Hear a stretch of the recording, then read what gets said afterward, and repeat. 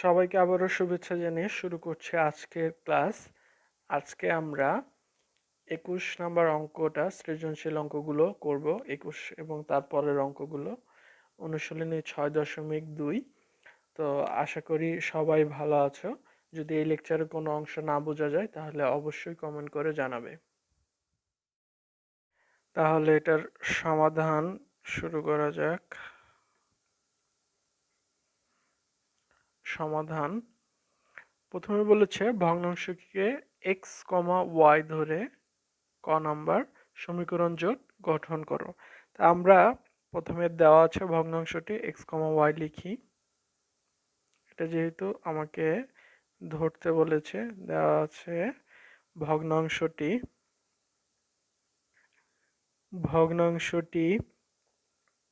x by y, এটা ধরে নিতে বলছে। তা আমি এটা ধরে নিলাম। এখন যা যা শর্ত আছে সেটা লিখলেই হবে। প্রথম শর্ত মতে কি কি শর্ত আছে এখন সেটা পড়ি। কোনো ভগ্নাংশের লবের সাথে 11 যোগ করলে ভগ্নাংশটির মান 2 হয়। তাহলে ভগ্নাংশটির লব কত? x। এটার সাথে আমরা যদি 11 যোগ করি, ভগ্নাংশ হতে হলে ওয়াইটা তো থাকবেই, ওয়াইকে কিছু করতে বলেনি। তাহলে ভগ্নাংশটির মান হবে কত? 2। এটা সমীকরণ 1। আর এরপরে বলেছে 2 নম্বর আর শর্ত কি বলা আছে, দ্বিতীয় শর্ত মতে আবার হর থেকে 2 বিয়োগ করলে ভগ্নাংশটির মান 1 হয়। তাহলে এবার লব কিছুই করা লাগবে না, হর হতে 2 বিয়োগ করলে, তার মানে 2 বিয়োগ করলাম, ভগ্নাংশটির মান কত হবে? 1 হবে। এটা সমীকরণ 2। আমাদের বলছে সমীকরণ জোট গঠন করতে। সমীকরণ জোট আমাদের গঠন করা হয়ে গেল। তাহলে এটাই হচ্ছে ক এর সমাধান। এখন আমরা খ নম্বর অঙ্কটা করব। খ নম্বরে কি বলেছে? অপনয়ন পদ্ধতিতে সমাধান করো। তাহলে আমরা এই সমীকরণ দুইটা ব্যবহার করব এখানে। 1 নং হতে পাই, এখানে দেখো কোনাকুনি গুণ করা যায়। তাহলে x প্লাস 11 সমান সমান এই ওয়াইটাকে যদি আমি 2 এর সাথে গুণ করি 2y হবে। এখন আমার এটাকে কি বলেছে? অপনয়ন পদ্ধতিতে সমাধান করতে। তাহলে x আর y এক পাশে রাখতে হবে আর সংখ্যা বিপরীত পাশে, বা x মাইনাস 2yটা এই পাশে নিয়ে আসবো আর 11টা ডান পাশে পাঠিয়ে দিব। এটাকে সমীকরণ 3 দেই আপাতত। তারপর দেখো 2 নং হতে পাই,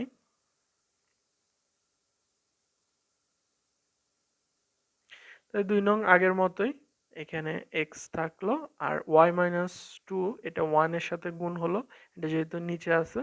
তাহলে y সমান সমান y মাইনাস 2। তা অপনয়ন পদ্ধতিতে সমাধান করতে হলে আমার x আর y এক পাশে থাকতে হবে। তাহলে x yটাকে আমি বাম পাশে নিয়ে আসলাম, তাহলে এটা মাইনাস হলো, সমান সমান মাইনাস 2। এটা যা আছে তাই, এটাকে সমীকরণ 4 দিলাম। এখন এখানে দেখো x এবং x মিল আছে, তাহলে আমরা যদি 3 থেকে 4 বিয়োগ করে দেই তাহলে আমাদের x চলে যাবে। আমরা বা তোমার 4 থেকে 3ও বিয়োগ করা যায়, একই কথা। আমি 4 থেকে 3 নং বিয়োগ করে দিচ্ছি। 4 নং হতে 3 নং বিয়োগ করে পাই, বিয়োগ করে পাই। তাহলে 4 নং প্রথমে লিখি। 4 নং কি আছে? x মাইনাস ওয়াই সমান সমান মাইনাস 2।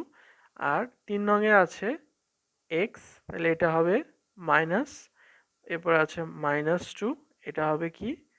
প্লাস, আর আছে মাইনাস 11, এটা প্লাস। এখন আমি বিয়োগ করে দেখি, তাহলে x আর প্লাসের x মাইনাসের x চলে গেল।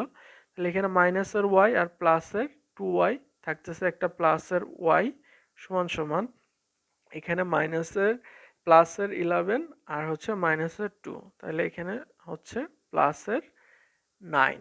তাহলে y এর মান পাওয়া গেল। y এর মান যে কোনো একটা সমীকরণে বসিয়ে দিলেই হয়।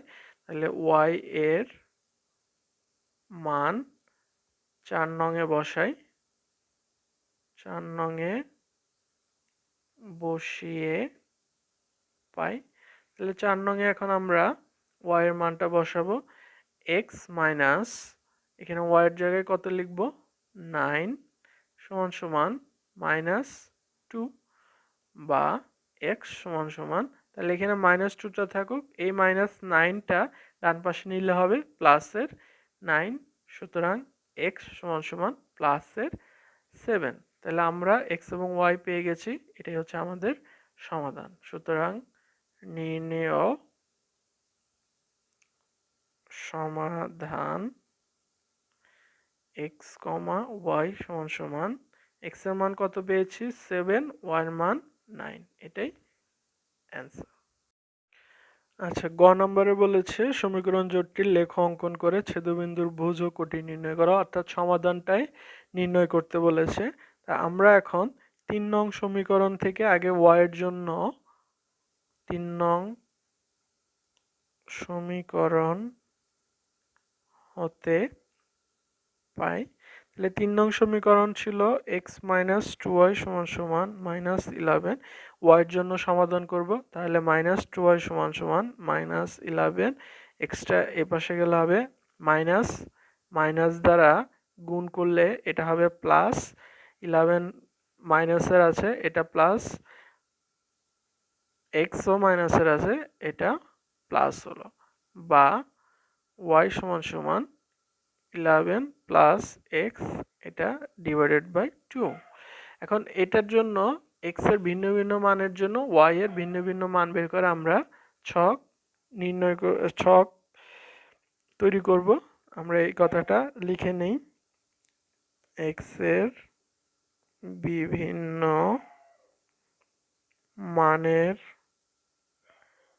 জন্য ওয়াই এর মান বের করে নিচের ছকটি তৈরি করি। আমরা এখন ছকটা তৈরি করি।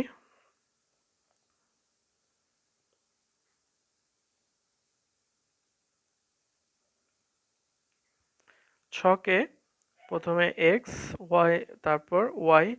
আগেই বলেছি এমন এমন মান বসাতে হবে যেটা হচ্ছে যে কারণে পূর্ণ সংখ্যা হয়, তাহলে আমার গ্রাফে লিখতে সুবিধা হবে, আর তা না হলে গ্রাফে আবার ওই ভগ্নাংশগুলো হিসাব করতে কষ্ট হয়ে যায়। তা আমরা প্রথমে দেখো 3টা বিন্দু নিব, 3টা বিন্দুর মধ্যে একটা বিন্দু অবশ্যই 7 রাখবো। আমি যদি x এর মান 7 বসাই তাহলে হবে 11 আর 7 হয় হচ্ছে তোমার 18, 18কে 2 দ্বারা ভাগ করলে হয় 9। তাহলে আমরা এরপরে এখানে 3 বসাতে পারি, 3 বসালে হবে দেখো 11 আর 3 হচ্ছে 14, 14কে 2 দ্বারা ভাগ করলে হবে 7। আমরা আরেকটা নেই একটু বড় দেখে, তোমার এরপরে 9 নিতে পারি, 9, 11 আর 9 হচ্ছে 20, 20কে 2 দ্বারা 9 নিলে 20কে 2 দ্বারা ভাগ করলে হবে 10। তাহলে আমরা এখন আরেকটা সমীকরণ যেটা আছে সেটার জন্য একই রকম কাজ করব। তাহলে আমরা সেটা আরেকটা সমীকরণ 4 নং ছিল, 4 নং সমীকরণ হতে পাই, 4 নং ছিল x মাইনাস ওয়াই সমান সমান -2। তাহলে আমরা ওয়াই এর জন্য সমাধান করব, -y সমান সমান, এক্সটা ডান পাশে চলে যাবে, -x হবে। সুতরাং এরপরে আমরা একটা মাইনাস দ্বারা গুণ করলেই ওয়াইটা পজিটিভ হয়ে যাবে, তাহলে এখানে 2 আর এটা এক্সও প্লাসের। এখন এটার জন্য ভিন্ন ভিন্ন মান আমরা এখন বের করে ছক তৈরি করব, তা আমি সেই কথাটা লিখে নিচ্ছি। তাহলে এক্স এর বিভিন্ন মানের জন্য ওয়াই এর মান বের করে নিচের ছকটি তৈরি করি। আমি এখন ছকটা তৈরি করব।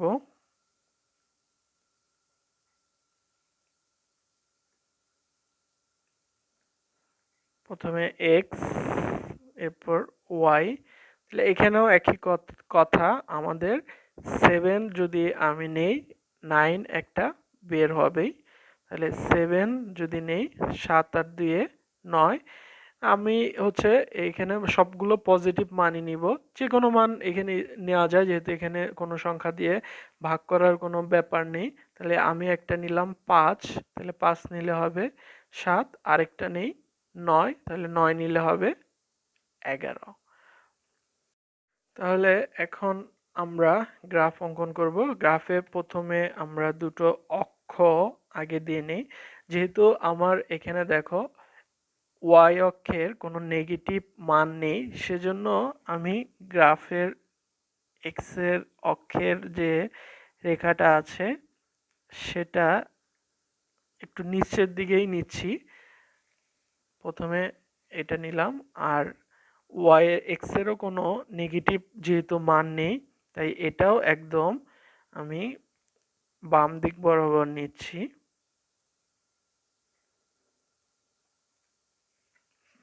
তাহলে এটা হচ্ছে আমার মূল বিন্দু।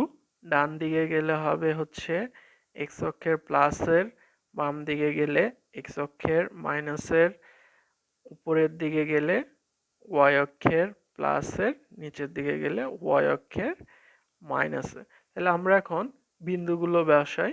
প্রথমটার ক্ষেত্রে দেখো, প্রথম সমীকরণে ছিল, প্রথমে বলছে এক্স অক্ষের দিকে প্লাসের 3 ঘর যাও। তাহলে 1 2 3 আসলাম। তারপরে কি বলেছে, এবার ওই বিন্দু থেকে ওয়াই অক্ষের দিকে 7 ঘর যাও। কোন দিকে?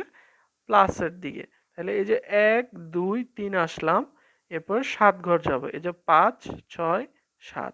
এটা হচ্ছে আমার প্রথম বিন্দু 3,7। তারপরে কত? তারপরে হচ্ছে 7,9। তাহলে এরপর বলছে এক্স অক্ষের দিকে 7 ঘর যাও। এক্স অক্ষের দিকে 5 6, এই 7 ঘর গেলাম। এখন সেখান থেকে বলেছে ওয়াই অক্ষের দিকে 9 ঘর যাও। এই 5 6 7, এখান থেকে এই 5 এই 10 এক ঘর আগে, এটা হচ্ছে 9। এরপরে বলেছে এক্স অক্ষের দিকে প্লাসের 9 ঘর যাও। প্লাসের 9 ঘর গেলাম, সেখান থেকে 10 ঘর যেতে বলেছে ওয়াই অক্ষের দিকে প্লাসের দিকে, এই 10 ঘর গেলাম।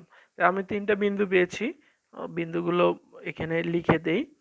একটা বিন্দু হচ্ছে যে 3,7, আরেকটা বিন্দু হচ্ছে 7,9টা পরে লিখি, 9,10টা লিখে নিচ্ছি। তাহলে আমি 3টা বিন্দু পেয়েছি, এই 3টা বিন্দু আমি যোগ করে দিব এখন। যদি এই